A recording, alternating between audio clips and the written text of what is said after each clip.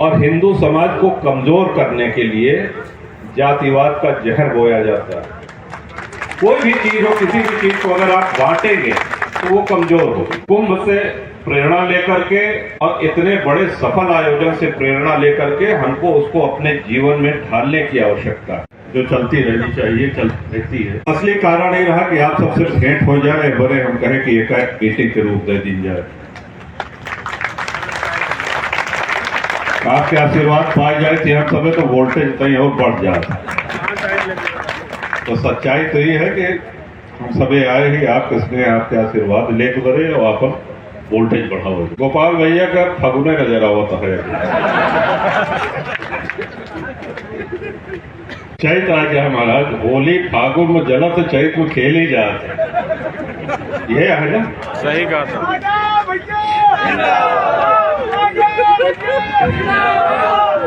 3 बड़ी सड़कें अपने यहाँ बन रही हैं, लगभग बन ही रही।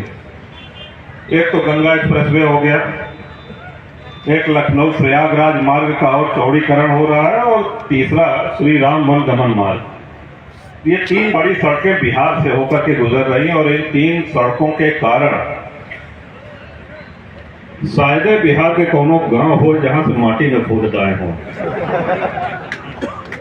तो देखत रहे 2 साल 3 साल हो गए लगातार जौन गर्दा मसान मची है। सही कहते हैं। अब एक देखें, सड़क बनी बहुत उपयोगी है, लेकिन पहले से जो सड़क रही वो सब सड़क इतनी क्षतिग्रस्त हो गया है कि चले लायक नहीं रहे। ये विषय में मुख्यमंत्री जी से अलग से समय लेके हम बात करें। हमको सड़कों के विषय में बात करना है आपसे, बताइए जो कहिए हम कर दें, स्वीकृत कर दें। हमको नहीं, हमारे क्षेत्र में ज्यादा दयनीय स्थिति है। वहां 3 बहुत बड़ी सड़कें बन रही, जिसके कारण 16 चक्का, 18 चक्का, 20 चक्का, पता नहीं कितने चक्का होते हैं ट्रक में, वो सारे ट्रक आवागमन के कारण जो वही थे। तो कहने हम, उन्होंने आश्वासन दिया कि जो भी सड़कें क्षतिग्रस्त हुई हैं उनको शीघ्र अतिशीघ्र बनवाया जाएगा। और दूसरा, जो जल जीवन मिशन के कारण सड़कें चौपट हुई,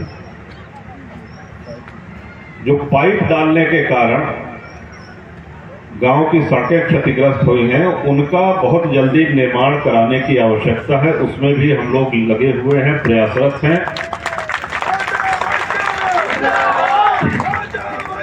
और ये उसी की एक कड़ी है, उसी का एक अंग है।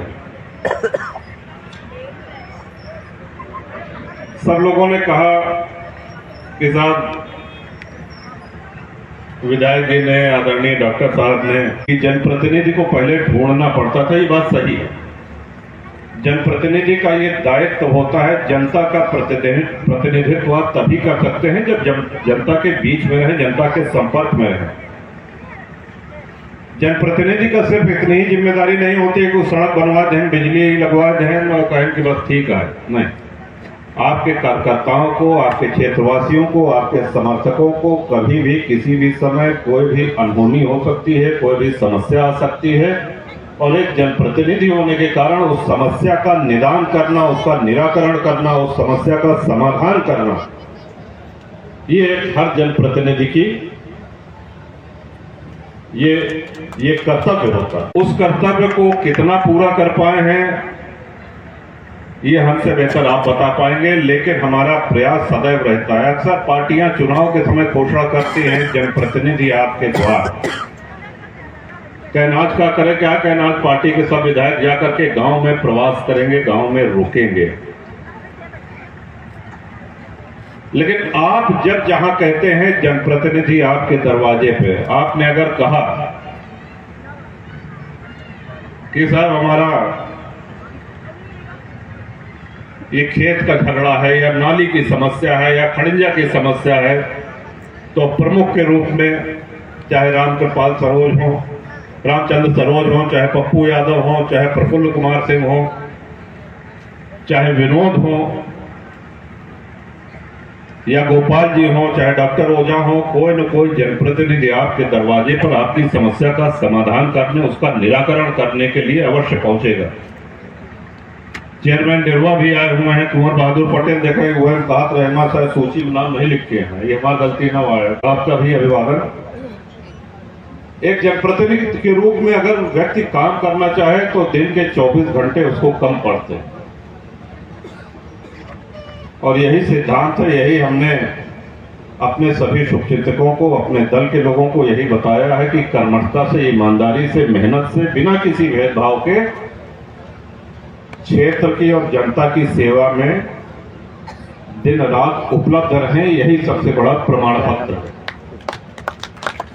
चुनाव तो पहले भी होते रहे, जब से देश आजाद हुआ तब से चुनाव होते रहे, तब से सांसद विधायक होते रहे, लेकिन जिस जनप्रतिनिधि को जनता का सच्चा आशीर्वाद मिले उसी का जीवन धन्य है।